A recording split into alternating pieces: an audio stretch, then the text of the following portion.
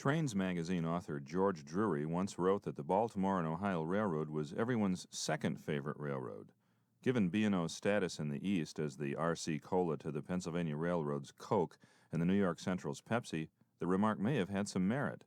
But whatever you do, don't suggest anything of the sort to a true blue B&O fan, especially one enamored of B&O's famous mountain crossing in southwestern Pennsylvania, Sand Patch. Well, the reason I like Sand Patch is it's scenic mountain beauty.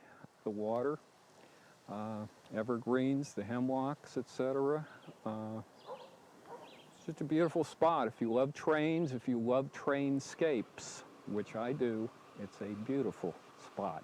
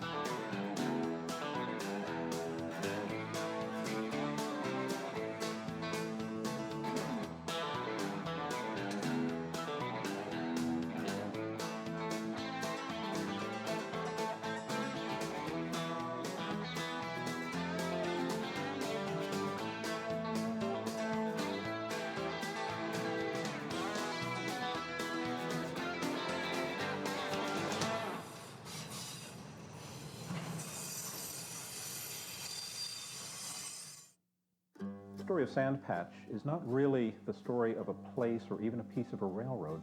It's the story of an idea. How some people on the east side of the mountains were going to get to the other side of those mountains.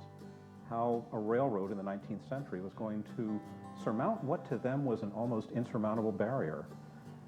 How are you going to move the immense produce of the West across the Allegheny Mountains and get it to Tidewater as cheaply as possible? Local interests in Pittsburgh had much the same idea in 1837. They wanted the B&O to connect Pittsburgh with Baltimore in order to break the stranglehold that the Pennsylvania Railroad had on the city's rail transport. What they had in mind was a new railroad that would span Pittsburgh and Connellsville, a small lumber and mining town on the western edge of the Allegheny Mountains. From this small step, they argued, the B&O could take one giant leap across the mountains to Cumberland, then east to Baltimore. The B&O was already committed to building a line across the Alleghenies, its so-called main stem between Cumberland and the Ohio River at Wheeling, West Virginia. But the proposed Pittsburgh and Connellsville Railroad offered some intriguing possibilities. For one thing, Pennsylvania interests had thwarted B&O's original plan to build a line through Pennsylvania. As a result, steep grades and a roundabout route through Grafton, West Virginia compromised the main stem. On the other hand, an extension of the P&C to Cumberland, Maryland offered a relatively low-grade crossing of the mountains at a place called Sand Patch. To sweeten the bet, the new route would be a stick in the eye of the Pennsy, which was already shaping up as B&O's principal rival in the East. The B&O decided to take a chance and invested money in the P&C's charter. When B&O decided to build the P&C in 1864, the Pennsylvania was not amused. Pennsy sparked a repealing act that attempted to cancel the P&C's charter. When the legal muck finally settled, the B&O emerged victorious. 3 years later, on June 26, 1871, workers drove the last spike on the P&C. Over time, the P&C name would fade into history, but the line itself and the place where it crossed the Allegheny Mountains grew in legend and lore as Sand Patch.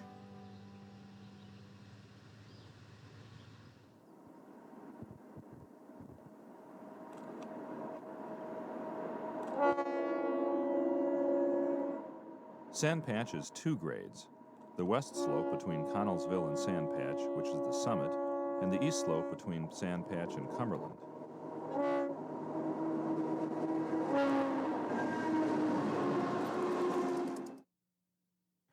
Our story begins at Cumberland, the junction with B&O's original main stem. From there, the railroad follows the Wills Creek Valley through the Cumberland Narrows and over the Maryland-Pennsylvania state line at Ellerslie, Pennsylvania.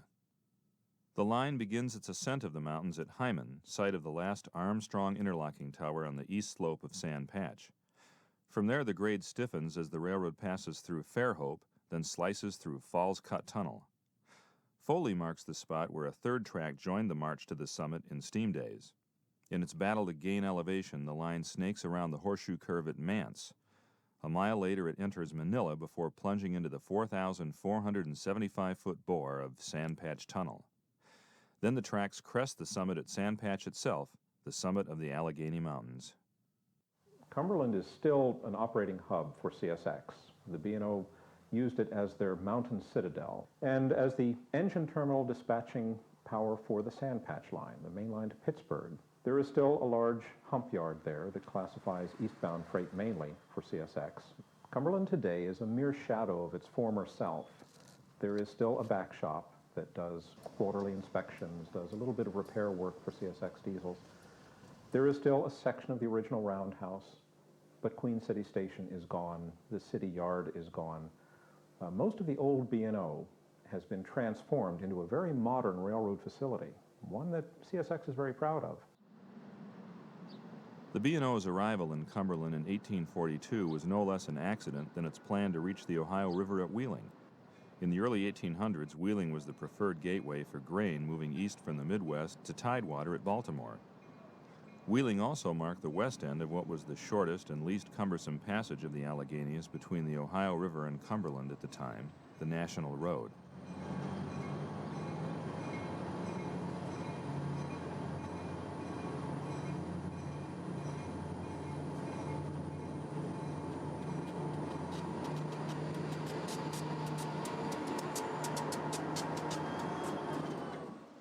US 40 traces the path of the National Road through Cumberland. As you drive west, you'll find historic sites such as this toll house lovingly preserved. You might get the impression that the National Road represents something significant in the development of the United States, and you'd be right. The National Road, built roughly between 1804 and 1818, extending from Cumberland, Maryland on the east to Vandalia, Illinois in the west, was a combination of our first interstate highway. It was the model for many of the turnpikes to follow, and I think we can regard it as the real conceptual model for the railroad. It was a path that began, had a middle, had an end, had feeder lines. It had a life and a rhythm to it. It was even operated very much like a railroad. It showed the way in the 1820s then for the visionaries who were dreaming about an iron highway, a railroad, to do essentially the same work as the National Road.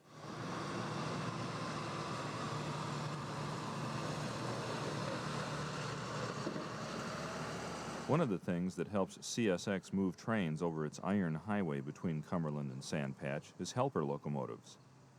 1 or 2 units are placed on the rear of heavy westbound trains to help them up the mountain.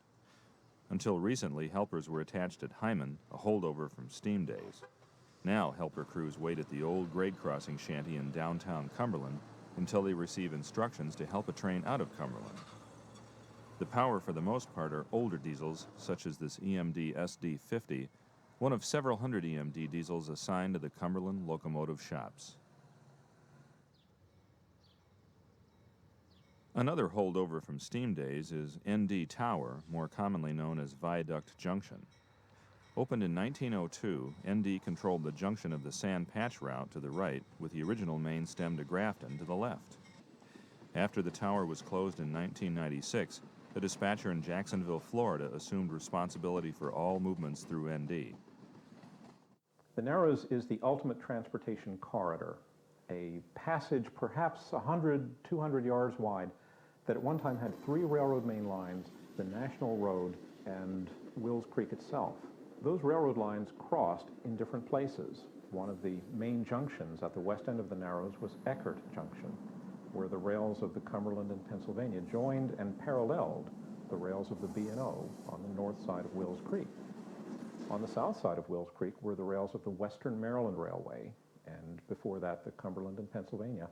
The Pennsylvania Railroad itself had a line coming down from Bedford, which crossed over Wills Creek at Eckert Junction, joined in with the Western Maryland, and found its way into Cumberland on the south side of Wills Creek. The bridge came out years ago, but the piers remain as a reminder that Cumberland was once a very busy, very vital and very, very diverse railroad town. The Western Maryland absorbed the C&P in 1944, only to find itself folded with the B&O and the Chesapeake and Ohio into Chessie System in 1973. And while the lack of C&P and Pennsy rails belie Eckert Junction's name, the overhead Western Maryland Bridge still rumbles to the passage of a daily train, and a steam train at that. The Western Maryland Scenic Railway offers 32-mile round trips between Cumberland and Frostburg, Maryland, on a segment of the old Western Maryland Main Line. Trains arrive and depart from the restored WM station built in 1913. Although the railroad has operated with diesels in the past, its primary power is this former Lake Superior and Ishpeming consolidation-type steam engine. This portion of the old Western Maryland route is home to famous Helmstedter's Curve, one of two horseshoe curves we'll encounter as we continue our sand patch sojourn.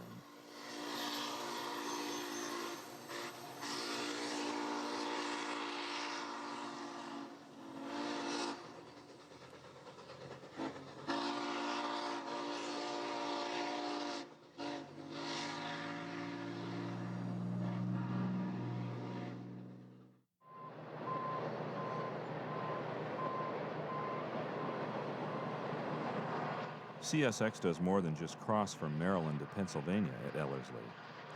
The state line marks the Mason-Dixon line, the historic division between the North and the South. It's a difference that has as much to do with attitude as it does geography, particularly in the case of the old Baltimore and Ohio. Over the years, I found that to Westerners, the B&O is an eastern railroad, and to Northerners, it's a southern railroad, and to Southerners, it's a northern railroad. The B&O existed in that odd space between the North and the South. The line from Cumberland to Pittsburgh crosses the Mason-Dixon line, and the B&O was heavily damaged in the Civil War as the war literally raged on both sides of its tracks from one end to the other. It may be hard to pin down perhaps which region the B&O technically belongs to. It's my opinion that the B&O belongs to a place and a time entirely its own. It is the Baltimore and Ohio Railroad. There will never be another like it.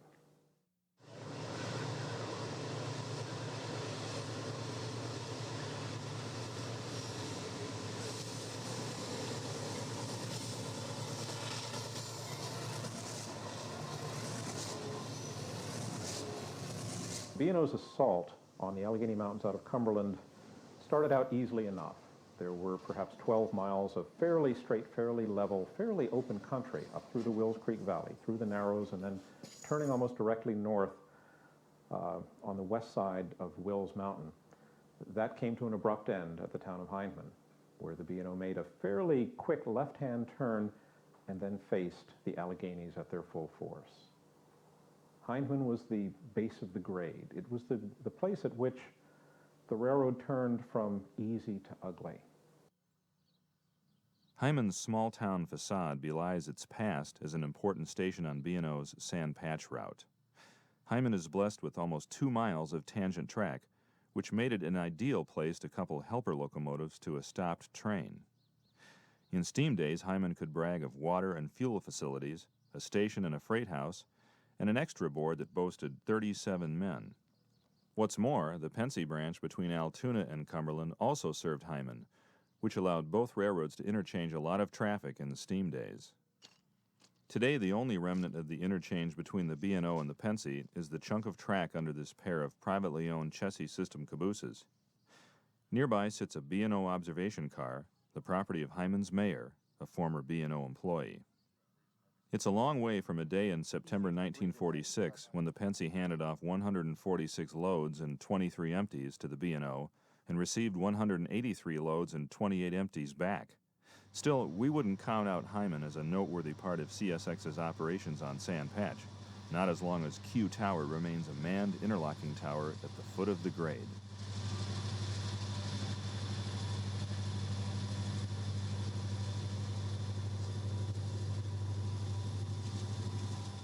Busy for a little place, you know, and I hate to go to work and sit and sit and sit. There's some places like that. Very rare, but there's some like that.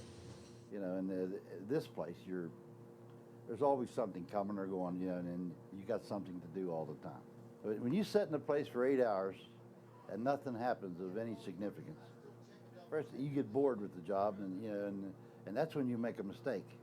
When you get one train in 8 hours, you'll make a mistake on that one train.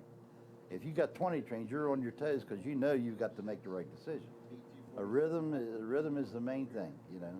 Any good band will tell you that. You got a good rhythm, you know, you keep the music going. Never take it for granted. Because anything mechanical can malfunction. And this board will tell you everything's fine. You go out and everything won't be fine. You know, it'll be one of the locks that slipped, but didn't show up on the board. You know, and it's your responsibility as an operator to make damn sure if this board looks right, that the crossovers are right. And I know everybody on every train east and west. If one of them guys would get hurt, I'd feel like it was my brother or somebody, you know. It's not like you're working with strangers, you know, just, but the only thing here is they're all manpower. They're Armstrongs. They got these pipes running, what, 100 yards up this way and 100 yards this way. You start lugging on that pipe, you know. The weight of the pipe alone's enough, let alone the tracks. Yeah, you got to remember you're moving the weight of the pipes plus the weight of the track. I mean, you're bending that rail. When they say the old timers bend some rail, that's just what they mean. Because you're actually bending that rail to force it into another configuration against what it was forged for. Yeah. But we do it and do it very well, my dear. When you leave here, I mean, that's the way I feel. I've had enough trains for today, you know. Now I got 1, 2, 3, 4, 5, 6, 7 coming east and 4 more westbounds plus Amtrak. You know, it's going to be a busy night.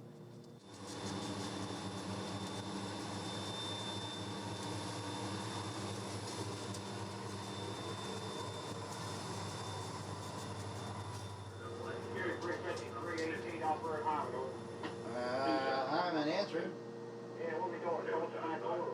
Yes, sir. I got you lined and lit up. You're going to cross back the 1 over.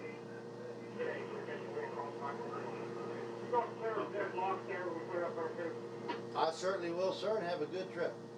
All right, we thank you. 353 out. I'm out.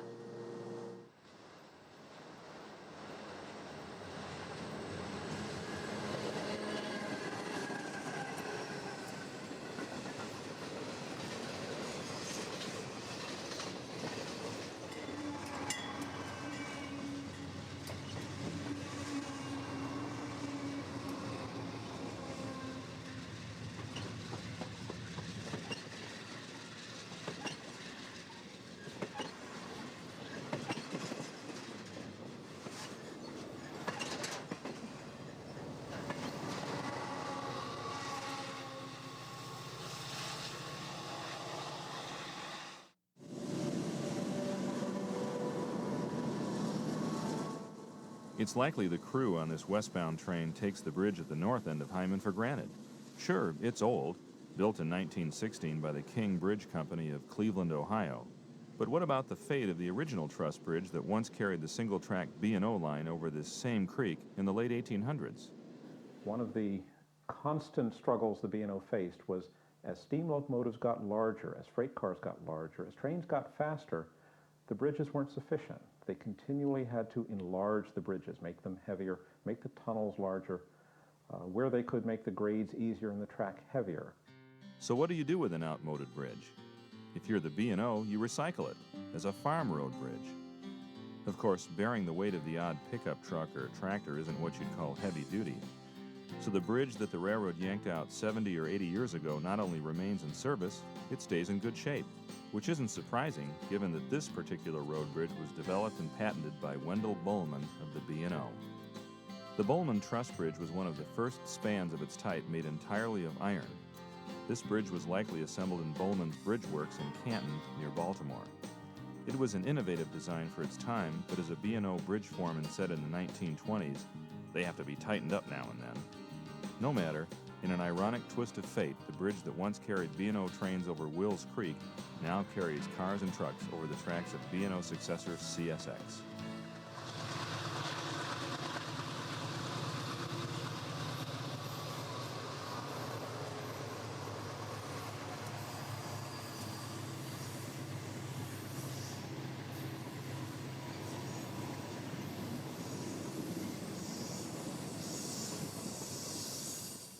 Fairhope is a wonderful example of the kind of small town that dotted the B&O main line all the way to Pittsburgh. Originally a town with a few sawmills, a couple of dozen dwellings, a mixed farming economy, a little station. Today, Fairhope no longer exists as a railroad town. The few houses that are here are survivors of the Great Flood of 1984, which killed 2 people here in Fairhope, did tremendous damage, and once again proved the power of nature against even something so powerful as the Baltimore-Ohio Railroad. It wasn't bad luck that put the B&O in the path of the 1984 flood. The railroad deliberately follows Wills Creek, which carves the path of least resistance through the mountains. The 1984 flood was hardly the first to ravage this side of Sand Patch Grade. In 1936, some 7,500 cubic feet of right-of-way was washed away. 6 years later, the creek lashed out again. In retaliation, the B&O built a 2,100-foot-long flood protection wall, which consisted of stones taken from the stream bed and fitted rather than mortared into place.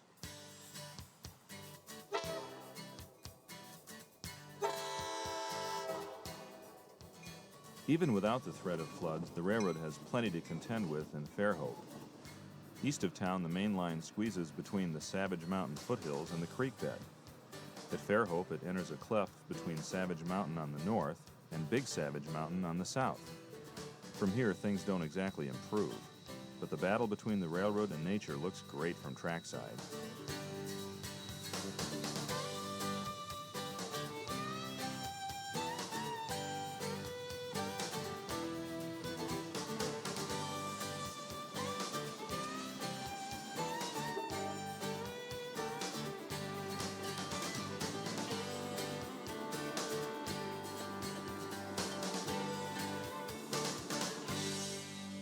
Falls Cut Tunnel is the kind of place easy enough to blink, a short brick-lined tunnel from the late 19th century. But if you think about it for a second, it doesn't make very much sense. Falls Cut Tunnel. Well, this part of the world of falls is a small stream, and clearly a cut is different from a tunnel. Is this an oxymoron, or is this a tautology? In reality, it's a little bit of history. The B&O first crossed the falls there and pierced the ridge of land with a cut, an open cut that was not stable. Through 30 years, the B&O constantly battled rock falls and eventually roofed in the cut, finally gave up and made a tunnel where they should have dug a tunnel in the first place.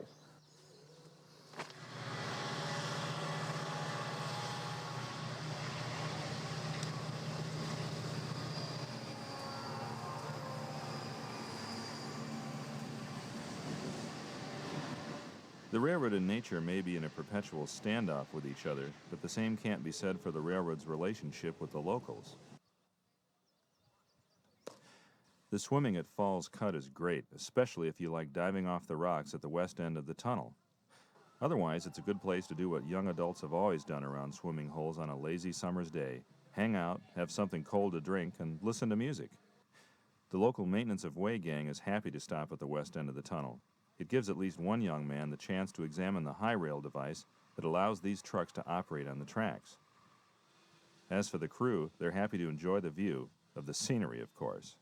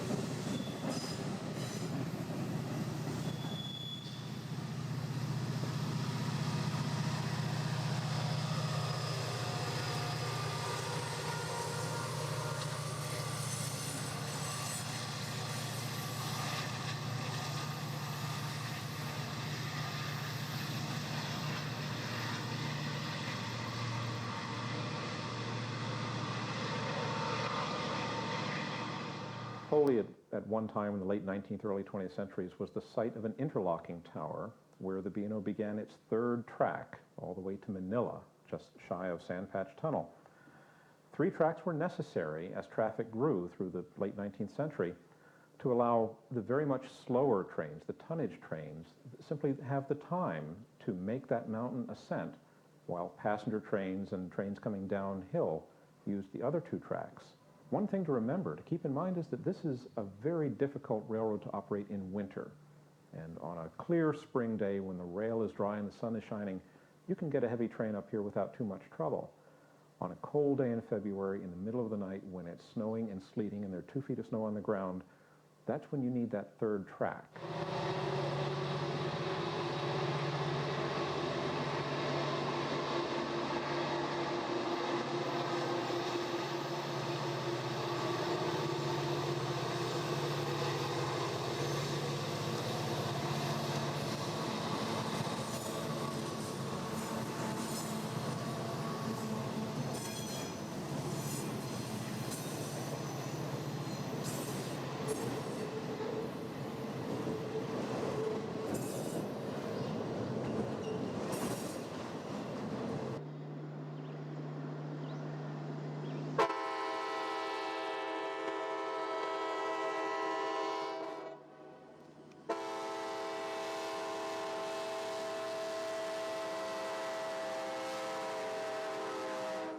Although only 2 tracks remain between Foley and Manila today, there's no shortage of trains over Sand Patch. And while it may be hard to pinpoint the best train watching spot on the line, many fans would vote for this view of the old B&O position light signals that protect the Foley interlocking plant.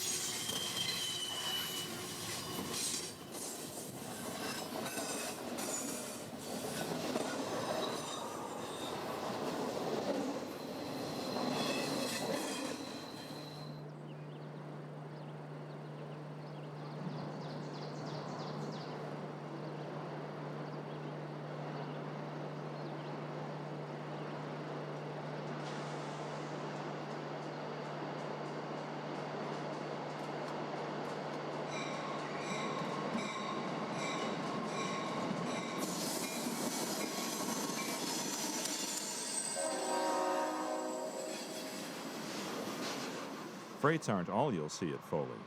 Amtrak's Capital Limited calls on Sandpatch twice daily on its journey between Washington, D.C. and Chicago. From its high-tech GE Genesis diesels to its smooth-riding Superliner cars, this may be Amtrak's premier train in the East. If so, it's an honor shared with its namesake, B&O's own Capital Limited. Probably the finest passenger train to operate over the Sandpatch grade was the B&O's Capital Limited. Inaugurated in May of 1923, Daniel Willard was president of the B&O then. When he took charge of the railroad in 1910, he vowed that he would not advertise passenger service, nor would he put on a first-class passenger train until the B&O had the tracks, the employees, and the equipment that would make the company proud. It wasn't until 1923 that he felt confident in his own administration to field an all-Pullman deluxe train between Washington and Chicago in direct competition with the Broadway Limited and the 20th Century Limited. The Capital was always a classy train. It carried a full B&O dining car, lounge cars, a barber shop, and some of the finest Pullman equipment on the rails anywhere in the East. The B&O's philosophy was to run a first-class passenger service in all respects. It adhered to that philosophy to the very end, so that the last Capital Limited, eastbound on April 30th, 1971, still had the fine service, still had the gracious attendants, the gracious dining car stewards. It still had the class that the Capital Limited was famous for. Amtrak's Capital Limited is likewise a fine train. It offers superliners. It's a reasonable schedule. It doesn't hurry. Nothing hurries over Sandpatch. But I think in the East, at least, one of the finest, most magical runs available is to take the eastbound Amtrak Capital Limited out of Pittsburgh on a spring morning, coming down the Allegheny Valley, across Sandpatch in the early morning light, perhaps enjoying a meal in the dining car. It's very, very easy then, with the mists rising off of the rivers and the sun streaking in from the east, to imagine that this is the old B&O, that you're on the Capital Limited of 50 years ago.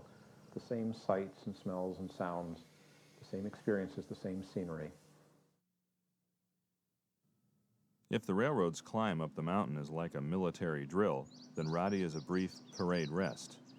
Ever since that left-hand turn at Hyman, this loaded ballast train has faced more curves than you'll see on an episode of the TV show Baywatch. What's more, the grade on either side of Roddy is a stiff 1.5%. But here the railroad is level for about 50 car lengths. In a perfect world, the 19 miles between Hyman and the summit would look like this. But Sandpatch is far from ideal, at least as far as train operations are concerned.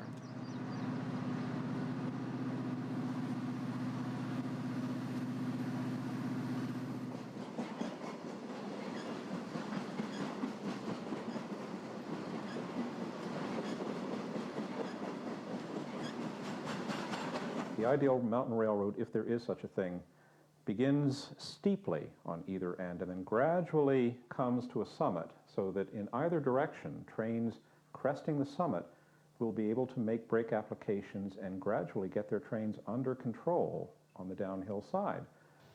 At best, they're at maximum braking power when they reach the bottom of the hill, so that the chance of a runaway or the chance of a stall, both of which are equally bad, are thus lessened. Sandpatch is not an ideal hill. It begins gradually on either side, increases in grade right at the top, and crests at a very sharp point, which means that engineers, even to this day, bringing their trains over the crest at Sandpatch, have to make a heavy brake application. If they stall on the hill, which is awfully easy to do, there's always the risk when they release the brakes of having a runaway. This means that, as one old-timer described it to me, Sandpatch is a line that requires more skill but less fear. There's a little less chance of a runaway because the grades aren't quite as steep, but it takes a correspondingly higher degree of skill to get that train down the hill in one piece efficiently without stalling somewhere at the lower grades.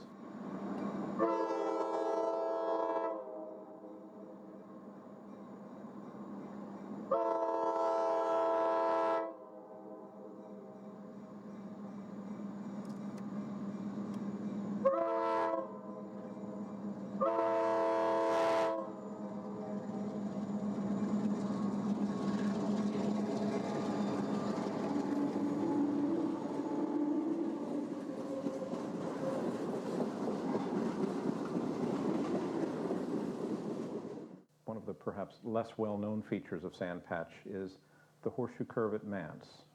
Essentially at the same latitude as the more famous horseshoe curve on the Pennsylvania Railroad farther north, and for the same reason. The railroad was scratching to gain elevation any way it could. Now, the horseshoe curve at Mance was a natural horseshoe. The Beano didn't have to do very much cutting or filling in the 1870s to complete it, unlike the Penske's horseshoe curve, which required massive quantities of fill and an immense engineering to do it.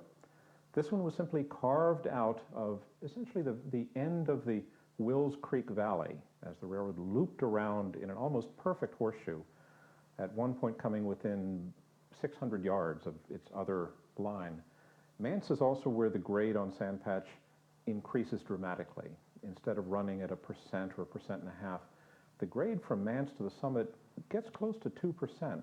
It may seem like a small difference, but when you're shoving a train at maximum tonnage up that kind of hill, especially around curves like that, every little bit hurts. This was where, on the westbound ascent, both men and machine were tested to their fullest.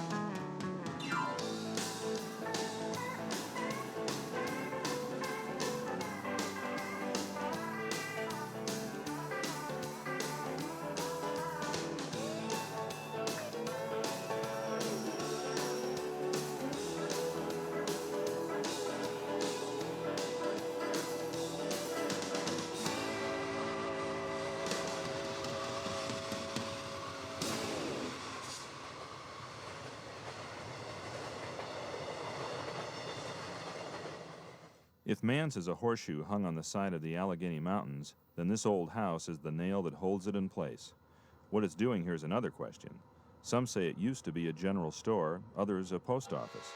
Its past may be cloudy, but one thing's clear, no one lives here now. Which is a shame, given that this humble structure offers a front row seat to some of the best train watching in the East.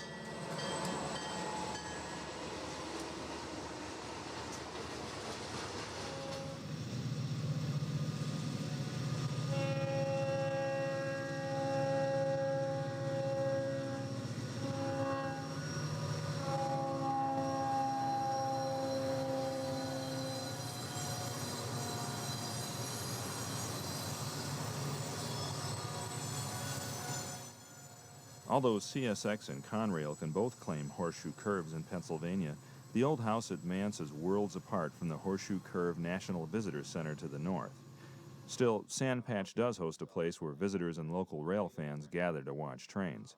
And what this spot lacks in gift shops and snack bars, it makes up for with charm and informality. Basically, we just started coming here to sit trackside and watch a train or two, and we discovered that, hey, this is a great place to spend more than a few hours, maybe a few days, and one thing led to another. I have pulled a travel trailer up here on occasion and camped out in it, and we decided, no, let's have a shelter that can be here all the time, and you don't have to pull the shelter back and forth 150 miles, and others can use it. And actually, that's one of the pleasures, that now that the shelter is here, others have found it and have enjoyed using it and leave their messages for us. It's a cool but very clear July evening in 1997. There's a crescent moon out, there's some good people around, and there's a fire burning, and there's just enough trains to make life interesting. But yeah, it's a combination of things. It's the sound in the middle of the night of a hoot owl instead of a diesel horn. The sound of a dog barking 2 miles away on a cool, quiet night. There's a lot of solitude up here, a lot of opportunity to see, I think, some of the best parts of America.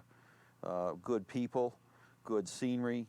There's not a lot of debris up here. You don't have a lot of McDonald's wrappers along the railroad track or along the roads. It's both quiet and exciting at the same time. Oh, I'm a white-collar worker in suburbia outside of Washington, D.C., and most of the time I'm a closet rail fan. I don't want to have to explain to somebody at a stand-up cocktail party where there are a lot of important people that, well, what's your hobby? Well, I like trains. I'm part of the time I'm a closet rail fan. But my friends have gotten to know me and know that trains are an important part of my life, an important hobby, whether it be video taping trains or sitting slack-jawed beside the tracks watching a train go by. But no, like so many other people, I have another life back in civilization, 150 miles from here. There are 4 or 5 of us who come up here with some regularity, and we're all married. And 2 years ago in October, on a beautiful fall weekend, all our wives came up.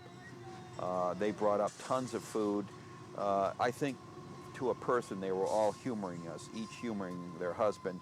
And they spent one night here. About 6 or 8 trains went through in the middle of the night, and I don't think we'll ever get them back for an overnight. Maybe for the day. Maybe they'll drive 150 miles one way for the day, but I don't think they'll be back overnight. They didn't sleep very much. There were a couple of incarnations of interlocking towers at Manila, the point where the 3 tracks coming up from Foley converge into 2 for the final assault on the summit through Sandpatch Tunnel.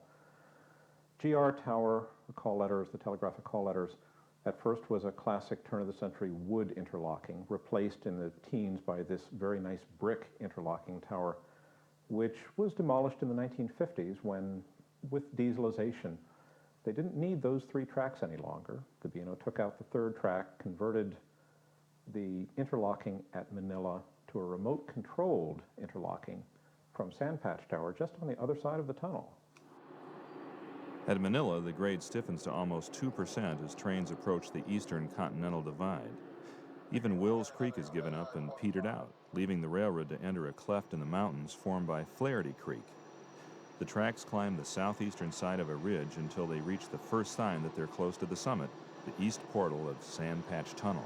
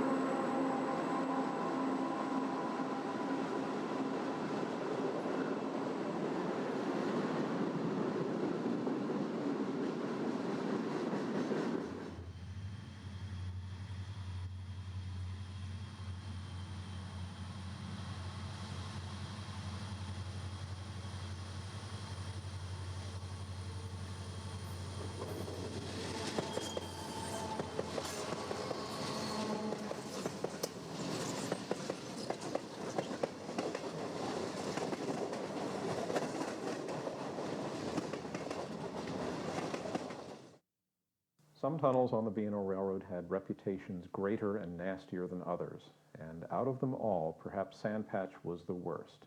It was the one that engineers and firemen dreaded because it wasn't at the crest of the hill. Westbound tonnage, working hard in steam locomotive days, had to work all the way through Sand Patch Tunnel at full steam to crest on the other side. That meant that for nearly a mile, the crew on the head end and the unlucky passengers, if they happened to have the windows open, lived in a hot, smoky, sulfurous hell. I've talked to men who worked in steam days through that tunnel, and they said that if they didn't know God before they got to the east end, they certainly knew him by the time they reached the west. The Pennsylvania Railroad may have been bigger and richer than the B&O, but only the B&O marked the spot where it crested the Alleghenies. At one time, stone and concrete markers like this identified the place where the railroad crossed the state line. But most of these signs are gone, broken or knocked down by mechanized track gangs.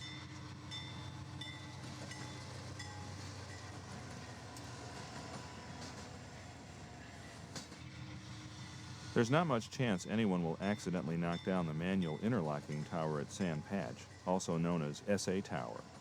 When built in 1913, the price tag was a little over $63,000, which included an electro-pneumatic interlocking machine built by General Railway Signal.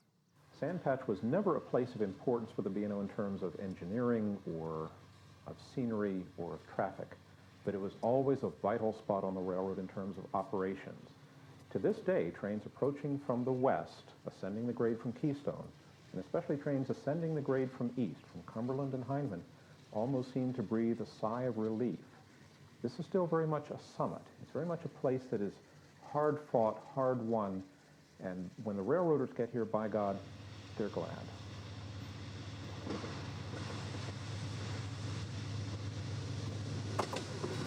There was, in fact, originally a sand patch on top of the hill, over top the tunnel, geologic formation noted by 17th, 18th century travelers.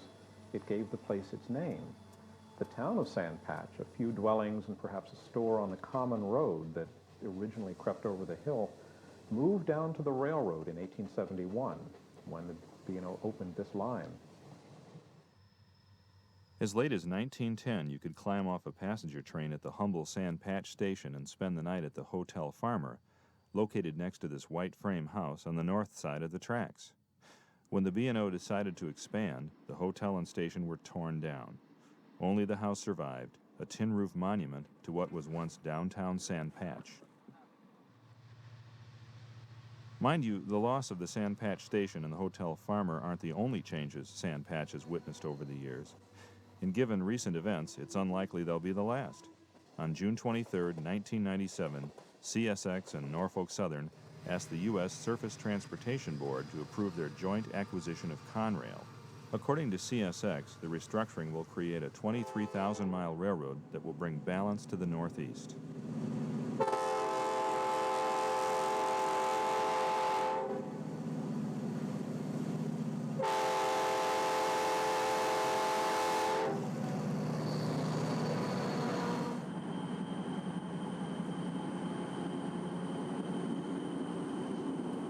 Change. It's no surprise to the color position light signals that lend Sand Patch so much of its character. They're already fading from the scene, superseded by new equipment that offers less moving parts and less maintenance. On the other hand, the Conrail acquisition promises a huge increase in single-line traffic. Some of those carloads may wind up rolling across Sand Patch in years to come. CSX even has a new name for the service it operates over Sand Patch between Chicago and the Mid-Atlantic region, the Eastern Gateway. Call it what they will, in our hearts, Sand Patch will always be a shrine to the avatar of the Baltimore and Ohio Railroad. The old B&O had a spirit, a corporate culture, a way about it that was, I think, born of adversity. The B&O was clever, it was historic, it was certainly flexible and adaptable. It was never wealthy, it was never really powerful, and it never really was able to impose its will on the landscape or on the public or on the shipper. Instead, it worked by charm. It offered scenery. It offered service.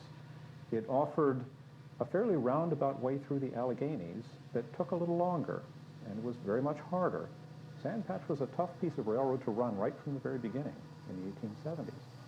But it managed somehow to make that railroad happen and then to run it reliably day in and day out, sometimes as much on chutzpah as on railroad acumen.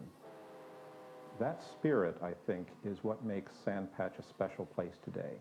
It's in the air, it's still in the ground, it's still present. And when you're there at Sand Patch, when you see even a modern AC diesel coming out of the tunnel, or when you see containers rolling by, it's not hard to think of the railroaders in the 1870s and 80s building the line, running wooden freight cars, running Winans camels, actually creating this machine in the garden, this railroad in the wilderness. As far as I'm concerned, it doesn't matter what color paint is on the engine, what it says on the stock certificate. This is the old B&O, the B&O of my childhood.